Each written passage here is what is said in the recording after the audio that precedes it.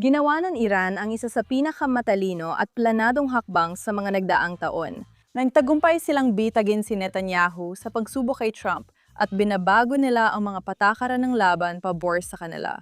Ang tagumpay nila ay nakadepende sa mga desisyong hindi pa nagagawa, pero para malaman kung ano ang nakataya sa mga desisyong iyon, kailangang maintindihan muna kung ano ang layunin ng Iran. Dahil ang bersyon ng balita ngayong weekend at ang totoong bersyon ay dalawang magkaibang kwento. At yan mismo ang dahilan kung bakit tayo narito. Maligayang pagdating sa New York Case Show sa JNS TV. Linawin natin ang mga nakakabaliw na pangyayaring ito. Alam na natin na nitong linggo, nagpakawala ang Iran ng ballistic missile patungong Israel. Para maintindihan kung bakit nila ito ginawa habang may negosasyon, kailangan mo ng 70 segundong konteksto bago tayo tumuloy sa mahalagang bahagi. Noong Nobyembre 2020, pumayag ang Hezbollah, armadong proxy ng Iran na kumokontrol sa malaking bahagi ng Lebanon, na umatras mula sa hangganan ng Israel at mag-disarma bilang bahagi ng US brokered na tigil putukan. Ang Lebanese Army, na matagal nang sinusubukang makisama sa Hezbollah na hindi direktang kalabanin ito, sana ang kukuha ng kontrol sa timog, ngunit hindi ito natuloy. Patuloy na nagtatayo muli ang Hezbollah. Patuloy na nagpapalipad ng mga drone at nagpapaputok ng mga rockets sa kabila ng hangganan. Nang magsimula ang digmaan laban sa Iran noong Pebrero at napatay si Khamenei, tumugon ang Hezbollah sa layunin ng pagkakatatag nito at nabukas ng pangalawang front malawakang umatake sa Israel. Gumanti rin ang Israel. May dalawang bahagi ang taktikang natutunan ng Hezbollah mula sa Iran. Gamitin ang tigil putukan para mantayo muli at muling lumaban. Subukan kung hanggang saan ka mapipigilan. Halimbawa, ilang rocket ang kayang iputok. Matagal ng patuloy ang ganitong pattern. Nagpaputok ang Hezbollah, gumanti ang Israel, tapos gumawa ang Israel ng bagay na ikinagulo ng Hezbollah. Pumasok sila ng mas malalim sa teritoryo ng Lebanon kaysa sa komportableng hangganan ng Hezbollah. Lumikha ng totoong buffer zone at nagsimula silang umatake sa Beirut, ang kabisera. Ibig sabihin hindi na lang mga outpost sa timog ang tinutugunan ng Israel, kundi pati na rin ang mga infrastruktura, mga command center, ang puso ng operasyon. Ang Dahiya, punong himpilan ng operasyon ng Hezbollah sa Timog Beirut, kung saan pinamumunuan, kinukoordina ang armas at pinamamahalaan ang pananalapi, ay kasalukuyang inaatake. Ang pag-atake sa Dahiya ay pantama sa sentro ng operasyon na hindi papayagan ng Iran. Malalaman natin ang dahilan mamaya. Dahil sa patuloy na pagbabago at paglala ng digmaan ng Israel-Hezbollah, nagpasya ang US na makialam. Ayon sa opisyal, tinawagan ni Trump si Netanyahu gamit ang mas makukulay na salita at sinabi niyang dapat na itong tumigil. Hindi ginawang opisyal ni Netanyahu, kaya nagkaroon ng di formal na kasunduan. Titigil ang Hezbollah sa pagpapaputok sa hilagang Israel at manpipigil ang Israel sa pag-atake sa Beirut. Iyon ang kasunduan. Pero, nung linggo ng umaga, nagpasya pa rin ang Hezbollah na magpaputok ng rocket sa hilagang Israel. Tulad ng pangako, umatake ang Israel sa command center sa Dahiya. Ang Iran, na hayagang nagbabala na anumang pag-atake sa Beirut ay magdudulot ng ganting aksyon, ay tinupad ang banta at dinala ang buong sitwasyon sa ibang antas. 11 ballistic missiles ang pinakawalan sa hilagang base ng himpapawid ng Israel, pero lahat ay na-intercept at walang nasaktan. Yon ang nangyari. Ang negosasyon ng tigil putukan sa pagitan ng Israel at Hezbollah ay nakaapekto sa Iran. At para mapalubag ang loob nila, sinubukan ng US na makialam sa pamamagitan ng isa pang kasunduan na hindi naman talaga kasunduan na lubos namang hindi ijinalang ng Hezbollah. Tumugon ang Israel at bilang tugon doon, tumugon din ang Iran sa kanila. Ano ba talaga ang nangyayari sa likod ng kaguluhan? Dahil sa palitang yon, mga rocket, pag-atake sa Beirut, mga misil ng Iran, parang lumalala na at di na nakokontrol mula sa labas. Gayunpaman, ito ay talagang Iran na isinasagawa ang isang estratehiya na matagal na nitong pinaghahandaan. Bago pumasok ang nakaraang linggo, ang negosasyon tungkol sa nuklear sa pagitan ng Estados Unidos ay talagang napahinto ng husto. Sinuspinda ng Iran ang pag-uusap noong Hunyo 1, matapos igiit ng grupo ni Trump ang mga pagbabagong tinanggihan ng Iran. Pagbababago sa stockpile ng highly enriched uranium at control sa Strait of Hormuz. Hindi pumayag ang Iran sa kompromiso, bagkus ay itinaas pa nila ang kanilang mga hinihingi, iginiit ang pamamahala sa strait at tumanggi silang ilipat ang uranium sa kustodya ng Amerika. Sa puntong ito, parang puro kaguluhan na lang ang lahat ng detalye dahil kapag pumayag ang isang panig, sasabihin naman ng kabila na hindi yun ayos at paulit-ulit na lang kaya hindi umuusad ang negosasyon. Ayon sa tagapayo ng kataas-taasang pinuno matapos sa lakayin ng Israel ang Beirut, parang nasunog na naman ang mesa sa ikatlong beses. Pero hindi talaga ganoon ang nangyari. Sa totoo lang, walang naging mesa mula simula dahil hindi interesado ang Iran sa kasunduang nuklear. At para maintindihan ang mga negosasyon ito, Kailangan mo ring maintindihan na may mas mahalaga at mas mahalagang alalahanin ng Iran at iyon ay ang kaligtasan ng Hezbollah. Simula tigil putukan noong Abril, malinaw ang posisyon ng Estados Unidos na ang kasunduan ay para lang sa Iran, hindi sakop ang Lebanon. Ibig sabihin, malaya ang Israel na pahinay ng Hezbollah habang ligtas ang Tehran mula sa dagdag na pag-atake. Tinututulan ng Iran ang posisyong iyon mula simula pa lang. Noong Abril, sinabi nilang dapat mamili ang Estados Unidos sa tigil putukan o pagpatuloy ng digmaan sa tulong ng Israel. Hindi pwedeng makuha pareho, kasama na ang tigil putukan sa Hezbollah. Ayon sa tagapagsalita ng parlamento ng Iran, walang saysayang pag-uusap kung tuloy ang labanan sa Lebanon. Isang tagapayo ng kataas-taasang pinuno na nakipagpulong sa mga kinatawan ng Hezbollah sa Iran ang nagsabing walang saysay ang tigil putukan kung hindi saklaw ang Hezbollah. Pero bakit ganoon ang malasakit nila sa Hezbollah? Simple lang ang dahilan. Kung matagal mo nang pinapanood ang palabas na ito, alam mong sinusunod ng Iran ang eksaktong gabay para sa kaligtasan ng Islamic Republic. Hindi ito tungkol sa panalo, kundi pala din tungkol sa kaligtasan. At ang paraan ng kanilang pagbuo sa sarili nila ay umiikot sa pangunahing prinsipyong ito ng kaligtasan. Para mabuhay, gumawa sila ng network ng proxy sa rehiyon para kung may tamaan, may makakabawi at makakapagpatuloy. Isipin mo ito na parang isa sa mga laro sa perya na may martilyo kung saan tatamaan mo ang isang target at may susulpot na naman sa ibang lugar. Habang ang Iran mismo ay nahaharap sa matinding mga parusang pinansyal at posibilidad na mapilitang tanggapin ang isang kasunduan, nauunawaan nila na baka kailangan nilang malahimik muna sandali. Pero hindi naman sila masyadong nag-aalala tungkol doon dahil para sa kanila, marami silang oras. Naniniwala sila sa kanilang mga propesya at hinihintay lang nila ang tamang sandali. Kahit sa panahon ng pananahimik, nais pa rin nilang malaman na ang kanilang mga proxy ay patuloy na nagpapalakas, bumabawi at lumalawak dahil kailangan maghari ang takot. Kaya ang Hezbollah ang pinakamahalagang sandata nila ngayon, lalo na't halos wala na sa kanila ang Hamas. May isa pang aspeto na dapating pagtuunan dahil ito ay nagpapakita ng pagbabago. Hanggang ngayon, maingat ang Iran na hindi ikumpirma sa publiko ang ugnayan nito sa mga kinatawan. Alam ng lahat pero di nila sinasabi para mapanatili ang ilusyon ng pagkakahiwalay ng galaw at mabawasan ang pananagutan. Ngayon, hindi lang nila inaamin ang relasyon, ipinagsisigawan pa nila ito at nagbabanta pang sirayan ang kasunduan sa nukleyar. Kung hindi pinoprotektahan ng Hezbollah, isang teroristang grupo at direktang nagpapaputok laban sa Israel bilang pantatanggol sa kanila, mahalaga ang pagbabagong ito at nagpapakita ng laki ng pagbabago sa kanilang pag-iisip. At may isa pang mas malalim na dahilan sa likod ng pag-aalala tungkol sa Hezbollah. Isa na nagsasabi kung ano talaga ang tunay na hinahangad ng Iran nitong nadaang weekend. Habang papalapit na naman ang isa pang nuclear deadline, pang 178 na ito, gusto nilang subukan si Trump. Akala nila nagbabluff lang siya at hindi totoong military action. Kung totoo yon, maari nila hipanpaliban ng negosasyon hanggat gusto nila dahil alam nilang mas gusto ni Trump ang kasunduang ito. Pero nais pa rin nilang makumpirma ang teoryang iyon. Dahil sa pagprotekta sa Hezbollah, pinaputukan nila ang Israel. Alam nilang gaganti ang Israel na normal sa isang bansang may dignidad. Isa lang ang makakapigil sa tamang pagtugon ng Israel, si Trump. Kung pipigilan niya ang Israel, may sagot na ang Iran. Gustong-gusto niya ang kasunduan kaya handa siyang tiisin halos lahat na naglalagay kay Trump direkta sa posisyong talo, ang posisyong gusto ng Iran para sa kanya.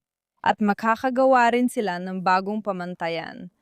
Maaring mapaputok ang Iran sa Israel at magdulot ng ilang araw na kaguluhan, katulad ng mga rocket ng Hezbollah sa Hilaga at makapag-atake ng Hamas sa Timog na naging karaniwan na lang.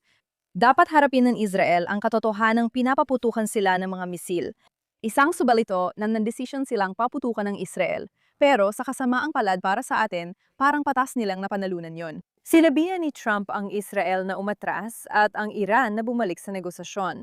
Oo, naglunsad ang Israel ng tugon na tumama sa mga inilikas na punong pandapan sa dahiya at mga sekundaring pasilidad sa Iran, kaya nasabing tumugon tayo. Inanunsyo ng Iran na pansamantalang ititigan nila ang mga operasyong militar. Pero nagawa na ang pinsala. Nakagawa na ng bagong pamantayan ang Iran at naipakita ni Trump ang kanyang pagkadesperado ayon sa kanila. Pumayag lang ang Iran na umatras basta kasama ang Lebanon Front, na may babala na kung aatake pa ang Israel sa Timog Lebanon, mas matindi ang magiging tugon. Ugnayang matagal nang ipinipilit ng Iran na maisama sa balangkas ng negosasyon nitong mga nakaraang buwan. Sa loob ng isang weekend, nagawang gawing de facto na kondisyon ng tigil putukan ang proteksyon ng Hezbollah at pinatunayan na kaya nitong tumugon ng direkta sa sinumang atakihin ng Israel. Tiniyak na kung may kasunduan, kasama sa resulta ang kaligtasan ng Hezbollah, na pinagtibay hindi lang sa negosasyon kundi sa aksyon. Malaking estratehikong tagumpay ito para sa kanila at sa kabila ng lahat. Bumabalik ito sa isang mas simpleng bagay. Gustong Iran na mapahiya ang Israel. Ipakitang sa buong mundo na sila ang nananalo at ilagay si Netanyahu sa posisyong talo siya anuman ang mangyari. Dito napapasok ang nangyari kay Netanyahu. Madalas naming ipaliwanag sa palabas na ito na laging higit sa isa ang nangyayari sa politika. Mukhang simple sa balita, pero hindi talaga ganon. Ang isang politiko sa antas ni Netanyahu ay laging sabay-sabay na humaharap sa hindi bababa sa dalawang bagay. Ang kanyang personal na pampulitikang kaligtasan at ang mga international na relasyon na nagpapahintulot sa kaligtasan ng bansa. Ang pampulitikang kaligtasan ni Netanyahu ay palaging nakasalalay sa isang pahayag. Siya ang taong nagpapanatiling ligtas sa Israel. Heto ang isang nakakatuwang katotohanan. Malalim ang pagkakahati ng mga botanteng Israeli. Halos kalahati ng bansa ay naniniwala na siya ang pinakamalaking banta, habang iba naman ay naniniwala siya lang ang makakagawa ng trabaho. Para sa mga botanteng sumusuporta sa kanya, kailangang makita nilang inuuna niya lagi ang Israel at hindi siya nagpapadala sa pressure mula sa labas. Totoo ang pakikipag-partner sa Amerika, pero tinitiyak niyang di nito isasakripisyo ang Israel. Si Trump ay isa sa pinakasikat na banyagang politiko sa kasaysayan ng Israel at nagbibigay ng kapanatagan sa taga-suporta ni Netanyahu ang kanilang pagkakaibigan. Ang pinagsamang tagumpay at pakiramdam ng malakas na kaalyado ay nagbibigay ng seguridad, pero may limitasyon ang pagmamahal na yon. Hindi nito natatalo ang pagmamahal sa Israel. Habang tumatagal, napansin ng mga botanteng Israeli na inuuna pa rin ni Trump ang Amerika, kaya minsan nasasakripisyo ang Israel kahit sa dami ng kanyang nagawa at suportang ibinigay. Inaasahan nila kay Netanyahu na protektahan ng Israel laban doon at maging katuwang ni Trump, ngunit hindi sunod-sunuran. Mahalaga ang pagkakaibang iyon sa mga taga-suporta niya, kaya nang tawadan siya ni Trump at halos sabihang umatras, inilagay ng Iran si Netanyahu sa bitag na mahirap takasan. Kung gaganti siya sa Iran, maaring masira ang relasyon nila ni Trump habang tinatalakay ang kasunduan. Kung mapapigil siya, parang leader siyang nalpatinag sa panggigipit ng Amerika habang bumabagsak ang mga misil ng Iran sa Hilaga. Sa huli, panalo pa rin ang Iran. Si Netanyahu na kumalas kay Trump ay posibleng magpagulo sa alyansa na nagpanatili sa Iran sa mahigpit na pagkakahawak. At sa kabilang banda, si Netanyahu na tinatanggap lang ang pag-atake ng walang makabuluhang tugon ay mawawala ng tiwala mula sa sarili niyang mga botante na maaaring mga hulugan na hindi na siya mananalo sa susunod na halalan. Iyan ang gusto ng mga kaaway ng Israel. Sa huli, hindi tuluyang kumalas si Netanyahu sa Washington at sumalamin ang tugon ng Israel sa lahat ng limitasyong iyon. Oo, tumugon ng Israel sa mga pag-atake, pero ginawa nila ito sa pinaka-minimal na paraan para ipakita na hindi basta nakalusot ang kalaban. Hayagang sinabi ng hepe ng IDF na handa nang umatake ang militar kapag pinayagan ng mga pinuno sa politika. Ipinapaliwanag niyang ang limitasyon ay desisyon ng gabinete, hindi ng militar. Si Mark Levin ay nagsulat ng isang tweet na hindi ko malimutan, na sa madaling sabi ay nagsabi na kung wala ang alyansa ng Israel at Amerika, ganap na nawasak sana ang Iran. Kung sa Israel lang, tutugon sila ayon sa kailangan. Pero kailangan pa rin nila ngayon ang alyansa ng US. Hindi rin basta naloloko ang mga tao sa Israel. Nakikita nila ang nangyari at hindi sila masaya tungkol dito. Lalo na dahil naiintindihan nila na kung nakalusot ang Iran sa ganitong paraan, minsan, ang mga biglaang pag-atake ng Iran ay magiging normal na ngayon. Kung kaya nilang makalusot dito, at nagawa nga nila, uulitin nila ito dahil yon ang kanilang pattern. Yon ang ginagawa nila. Patuloy silang tumutulak at nakakalusot dahil alam nilang mantitimpi ang kabila. Ito ang mas malalim na trahedya ng politika. Kapag ang isang politiko ay nandedesisyon batay sa gusto ng kanyang koalisyon sa halip na sa talagang hinihingi ng sitwasyon, at sa kasong ito sa gusto ng US kaysa sa kailangan ng Israel. Iyan ay kabayarang mula sa kasunduan ng tigil putukan, pero laging binabayaran ng Israel. Kaya medyo nadidismaya ang mga Israeli kay Trump na yon na gusto ng kasunduan. Ang kasunduang magwawakas sa banta ng nuklear ng Iran ay mapapatatag sa gitnang silangan at magiging malaking tagumpay sa panlabas na pulisiya ng kanyang ikalawang termino, higit pa sa nagawa ng mga naunang presidente. Sinabi niya malapit na ang negosasyon, pero ilang beses na rin natin itong narinig. Lahat ng kilos niya rito ay para mapanatiling buhay ang mga pag-uusap. Pagkatapos ng kanyang termino, ayaw niyong maalala bilang presidenteng na bigong makuha ang kasunduan sa Iran. Pero ang gusto lang niya ay hindi magkaroon ng kakayahang nuclear ang Iran. Malinaw na yon. Sinabi yon ni J.D. Vance at hindi yon pareho ng gusto ng Israel. Para sa kanya, ayos lang naman natining buhay ang Iran, ang Islamic Republic, at maging nakakainis na banta, basta istorbo lang at hindi isang lubos na mapanganib na banta. Ang gusto ng Israel ay mawala na ang Islamic Republic at ang dalawang bagay na iyon ay talagang hindi magkatugma sa ngayon. Bukod pa ron, gustong-gusto niya ang kasunduang ito at naramdaman niyon ng Iran. Ang kagustuhang iyon ay nagdulot ng 2 buwang tila kahinaan ng Amerika. Nagbubulag-bulagan sa mga pang-uudyok na Iran sa Gulf, nagbibigay ng konsesyon para hindi umalis ang Tehran at pinipilit ang Israel na tiisin ang mga pag-atake na kung hindi ay mariin itong sasagutin. Sa ikakapuri ni Trump, nagkaroon din ng matitinding parusang pinansyal at baka gumawa tayo ng episode tungkol doon sa susunod na linggo at may tunay na hangaring gawing matatag ang kasunduang ito. Pero hindi yon ang tinitingnan ng Iran. Mahalaga sa Iran na ilang oras matapos magpakawala ng 11 ballistic missiles sa kaalyado ng Amerika, lumabas si Trump sa balita at sinabi, itigil niyo na ang pagpapakawala ng missiles na tinutukoy ang Iran. Sapat na raw iyon. Balik tayo sa negosasyon at gumawa ng kasunduan. Umaasa siyang hindi gaganti ang Israel dahil kung sasagot si Bibi, magpapatuloy lang ito gaya ng nakaraang 47 o 3,000 taon.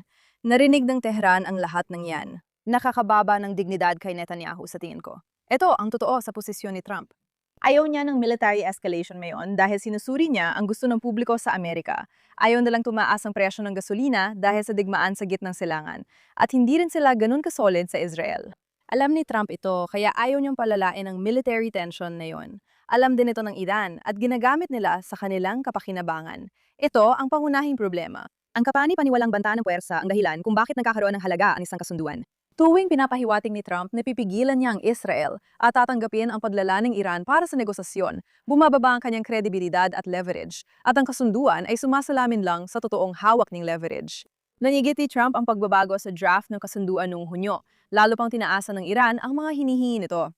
Sinabi ni Trump ngayong linggo na wala ng choice si Netanyahu, kundi tanggapin ang mapagkasunduan ng US at Iran. Dagdag pa niya, ako ang masusunod. Ginagamit ng Iran ang impormasyon na hindi magkasundo ang Washington at Jerusalem para sa sariling kapakinabangan. Siyempre, kahit may pagkakaibigan sina Trump at Netanyahu, ang katotohanang ipinapakita ni Trump na siya ang may kontrol sa lahat ay isang bagay na lubos na pumapabor kay Trump. Sa mga Amerikanong nasasabing kontrolado ni Netanyahu si Trump, ibig lang sabihin, ginagamit ni Trump ang mga pahayag niya sa media para sa sariling interes. Hindi na ito nakakagulat. Kita mo, posible na ang pinapanood natin ay isang palabas lang na sina Trump at Netanyahu ay may pinagkasunduang matagalang plano kung saan ang nakikitang tensyon ay sinadya para pakampantihin ang Islamic Republic sa wad na pakiramdam ng seguridad bago mangyari ang isang matindi at biglaang pangyayari. May mga ulat na muling nagsisimula ang pag-aalsa ng mga estudyante sa Iran na dapat nating bantayan dahil matagal ng layunin ng Israel na pabagsakan ng Islamic Republic mula sa loob. Kung hindi ito palabas at ito talagang nangyayari, baka nabigyan lang natin ng regalo ang Iran na hindi nila kailangan. Maaring hindi tugma ang pangmatagalang layunin ng Amerika at Israel sa pakikitungo sa Islamic Republic. Palagi nating minamaliit ang Islamic Republic dahil magagaling silang mga strategist. Matiyaga silang mga negosyador at mahusay silang maghanap ng kahinaan ng kanilang mga kalaban at paulit-ulit nila itong sinasamantala. Nakakainis na kahit halata na, patuloy pa rin nilang nilalagay ang bitag at pinapanood ang iba na nahuhulog dito.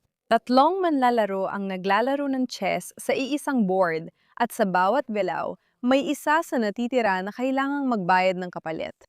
Gusto kong iwan sa inyo na hindi ganoon kadilim ang sitwasyon ngayon. Oo, may matalinong galaw ang Iran nitong weekend. At gayon pa man, sa parehong araw na pinakawalan ang 11 misayo na yon, may 50,000 katao pa ring dumadaan sa paliparan ng Ben Gurion na intercept lahat ng misail. Walang namatay o nasaktan. Tuloy ang buhay sa Israel, ni hindi man lang natinag ang bansa sa pagkakataong ito. Mahalaga iyon dahil may ipinapahiwatig itong ayaw tanggapin ng Islamic Republic na sa kabila ng lahat ng kanilang estratehikong katalinuhan, sa lahat ng mga patibong na inilagay nila at mga pamantayang sinubukan nilang itatag, nagpapaputok sila sa isang bansa na 70, 5 taon nang natututo kung paano tiisin ang halos hindi matiis at magpatuloy pa rin, at mataas ang moral sa Israel. Hindi mananalo ang Islamic Republic sa digmaang ito. Ang dapat nating bantayan ngayon ay kung gagawa ba ng tamang desisyon ang mga kalahok mula rito. At ang pinakamahalaga ay ito. Ang pormang nakasunduan sa pagitan ng Iran at Hezbollah na nagtatakda sa Iran bilang lehitimong taga-garantiya sa Lebanon ay hindi nagpapahina sa kontrol ng Iran sa bansa. Sa madaling salita, ginagawa nitong legal ang kanilang kapangyarihan sa Lebanon, na isang sakuna para sa Israel, sakuna para sa Amerika, at higit sa lahat, tunay na sakuna para mismo sa mga tao ng Lebanon. Hindi na nakakagulat na ayaw nilang kontrolin ng teroristang grupo ang bansa nila. Pinapapirmi nito ang bagay na dati ay pwede nang itanggi at nagbibigay lehitimasyon sa terorismo. Malaking pagkakamali iyon. Dapat alam ng mga nakikipagnegosasyon ang kanilang pinipirmahan. Hindi ito simpleng kondisyon sa kasunduan. Isa itong malaking kawalan para sa kanluran at para sa gitnang silangan. May mas malaking paparating. Kung eto man ay ang mga pag-aalsa ng mga estudyante sa loob ng Iran na natagpuan na ang kanilang pagkakataon, o ang mga pinansyal na parusa na sa wakas ay umabot na sa sukdulan, o isang hakbang militar na hindi natin lubos na mahulaan, hindi matatag ang kasalukuyang sitwasyon, at hindi ito basta-bastang malulutas. Ang Islamikong Republika ay matalino, walang awa, at pursigirong itinatabuyod ang pananaw na walang lugar para sa Israel, kanluran, o maging sa mga mamamayan mismo ng Iran. Ang kombinasyong iyon, matalino at pursigidong magwasak, ay siyang dahilan kung bakit sila tunay na mapang-anib at kung bakit napakahalaga na ang mga kaharap nila sa negosasyon ay tigilan na ang pagmamaliit sa kung ano talaga ang kanilang kinakaharap. Gaya ng sabi ko, di pa natin alam ang lahat, pero patuloy tayong nagmamasid at patuloy nating susubukang unawain ito ng sama-sama. Tungkol sa dapat gawin ng Israel para mapigilan ang biglaang pag-atake ng Iran na parang bagong normal na, mas simple ang sagot kaysa inaakala. Gamitin ang estratehiya ng Iran laban sa kanila. Alamin kung anong pilit pinoprotektahan ng Iran, Hezbollah. Iyan ang pinakamahalagang asset nila. Kaya nila pinoprotektahan ng ballistic missiles at isinasandig ang buong negosasyon nila rito dahil ayaw nilang mawala ito. Kaya, dapat pagbayarin ng Hezbollah. Hindi naman kailangan na gantihan mo ang Iran sa pamamagitan ng direktang pag-atake sa mismong Iran, kundi tamaan mo lang sila sa kung ano ang pinaka-importante sa kanila. Tamaan mo sila kung saan talaga masakit para matuto sila ng bagong leksyon, hindi tulad ng natutunan nila nitong weekend. Sabihin mo sa kanila na kung isusugal nila ang lahat para protektahan ng Hezbollah, kapag gumawa sila ng masama, wawasakin ang pinakamahalaga sa kanila. Mas matindi ang pag-atake ng Israel laban sa Hezbollah ngayon kumpara dati. May tatlong panig dito na may sari-sariling pakinabang at sabay-sabay silang naglalaro. Sa huli, ang mga tao sa mga bansang iyon ang talagang nawawalan dahil sa mga desisyon. Kaya gaya ng dati, tatapusin natin ang episode na ito sa panalangin na ang mga namumuno natin ay gumawa ng matalinong desisyon hindi lang para sa sarili, kundi para sa ikabubuti ng gitnang silangan. At sana ay makalapit tayo sa isang mundo kung saan hindi naghahari ang mga teroristang rehimen at kung saan ang kapayapaan o ang pagiging malapit sa kapayapaan ay nagiging totoo. Ako si Ira Kay at magkikita tayo muli sa susunod.